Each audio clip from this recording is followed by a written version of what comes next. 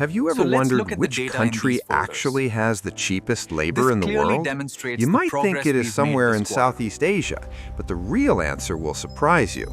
The absolute lowest wages are found in East Africa, specifically in places like Madagascar and Ethiopia.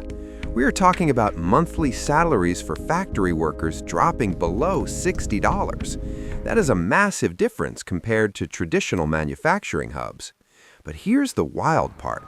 The cheapest hourly rate does not always mean the lowest overall cost.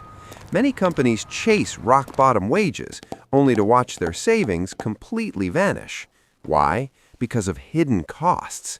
Imagine setting up a factory where the power grid fails constantly, forcing you to run expensive private generators, or dealing with massive infrastructure gaps that make shipping a total nightmare.